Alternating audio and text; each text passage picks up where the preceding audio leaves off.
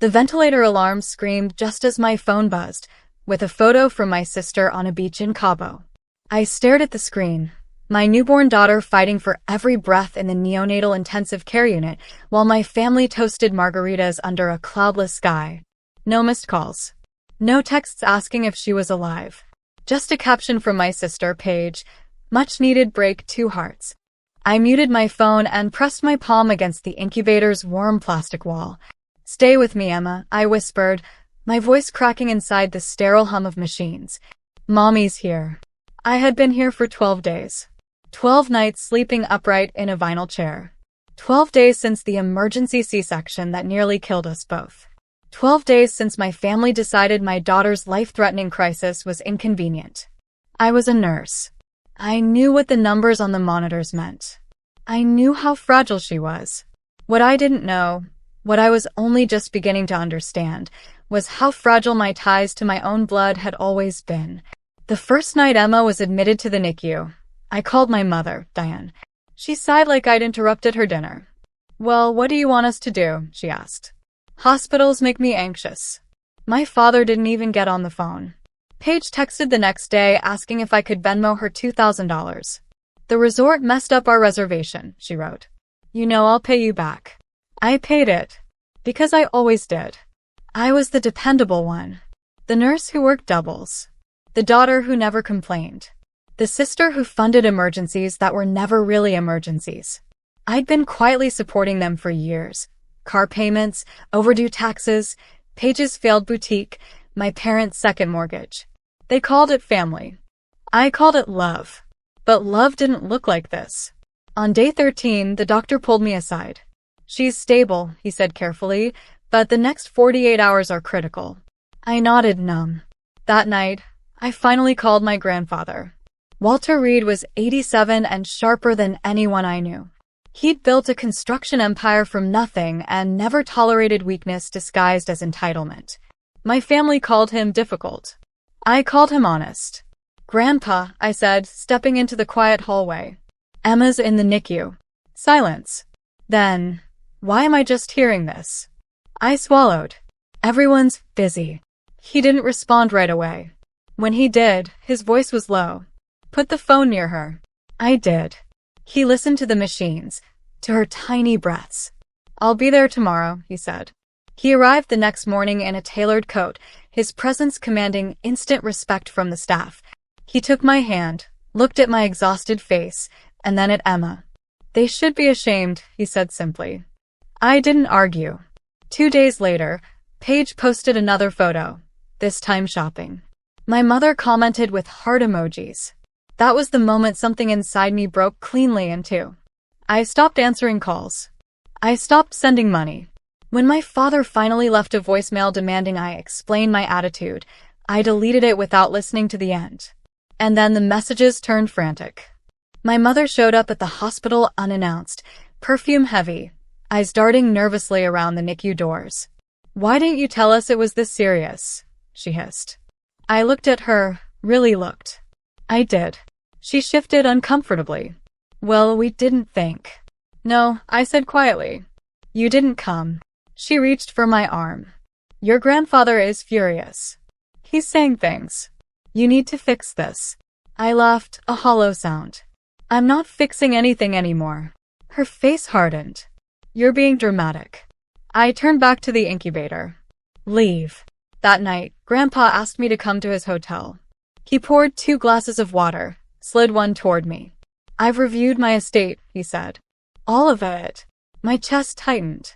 "Grandpa, they knew the baby was fighting for her life," he continued. "And they chose leisure." He opened a folder and pushed it across the table. Inside were documents I'd never seen before. Trust revisions. Beneficiary changes. "I won't fund indifference," he said. "And I won't reward absence." I stared at the papers, heart racing. "What are you saying?" He met my eyes. "I'm cutting them out." I gasped. "That will destroy them." He nodded once. "It will wake them up. Or it won't." My phone buzzed again. Paige this time, message flashing urgently. "Mom says Grandpa is changing everything." "What did you do?" I didn't respond. Instead, I looked at the papers again, and noticed a name typed where theirs once had been. Emma Grace Reed. My daughter. I felt the weight of what was coming settle over me like a storm.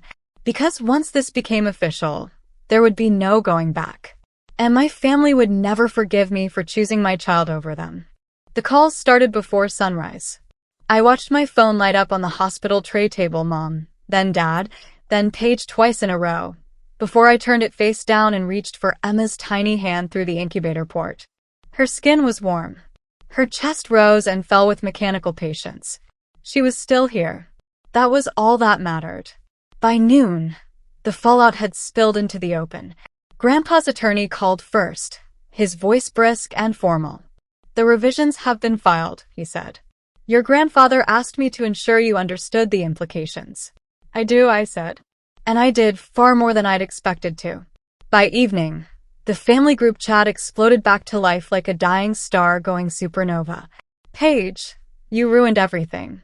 Mom, this is elder manipulation. Dad, call us now. I didn't reply. Instead, I signed the discharge papers Emma wasn't ready for yet, memorized every instruction the nurses gave me, and focused on the fragile miracle in front of me. The next 48 hours passed in a blur of beeping monitors and whispered prayers. When the doctor finally smiled and said, "She's turned the corner," I cried so hard I had to sit down. That was the moment my life divided cleanly into before and after. Grandpa visited again the next day. He moved slowly now, age finally catching up, but his eyes were clear. They're threatening to contest, he told me calmly. They won't win. I never wanted this, I said, guilt pressing against my ribs. He shook his head. You never wanted to be abandoned either. He was right. Wanting had nothing to do with it. My mother tried a different tactic. She showed up with casseroles and apologies that never quite reached accountability. We didn't understand how serious it was, she said, standing awkwardly in the NICU waiting area. We thought you had it handled. You're always so strong. Strength, I'd learned, was their favorite excuse. You didn't come, I said simply. That's all that matters. Paige sent a long email that night. Pages of justification, resentment, and finally desperation. I'm losing the condo. The cards are frozen. I didn't know Grandpa would do this. You have to talk to him. I read it once, then archived it. Emma was discharged 2 weeks later. I carried her out of the hospital wrapped in a pink blanket, the winter sun sharp and bright on her face. Grandpa met us at the curb, tears in his eyes. She's stronger than all of us, he said. Yes, I replied. She is. We didn't go back to my old apartment. Too many memories. Too many doors my family knew how to knock on. Instead, Grandpa helped me find a small house 2 states away, quiet, anonymous, safe. I transferred hospitals. Started over. The money he'd placed in trust for Emma was protected, untouchable until she was grown. I refused access to it for myself. My independence mattered too much. Boundaries became my new language. When my parents tried to show up unannounced, I didn't answer the door. When Paige begged for just a loan, I said no without explaining. Each refusal felt less like cruelty and more like oxygen. Months passed. The family adjusted, badly at first. My parents sold their house and moved into a rental. Paige took a job she once would have mocked. They were quieter, smaller, more human. Grandpa's health declined that winter. I flew out with Emma to see him one last time. He held her, fragile hands trembling, and smiled. She'll never have to beg for love, he said. Promise me that. I promise. He passed 2 weeks later. The will was read. There were no surprises, only consequences. My family didn't speak to me at the funeral. I didn't chase them. Grief is heavy, but clarity is grounding. 1 year later, Emma toddled across our living room, laughing, alive. I watched her and felt something I hadn't felt in years. Peace. My family still exists. So do their regrets. But they no longer define my life. Because when my daughter needed them most, they chose absence. And when it mattered most, I chose her. That choice built a future no inheritance could ever buy.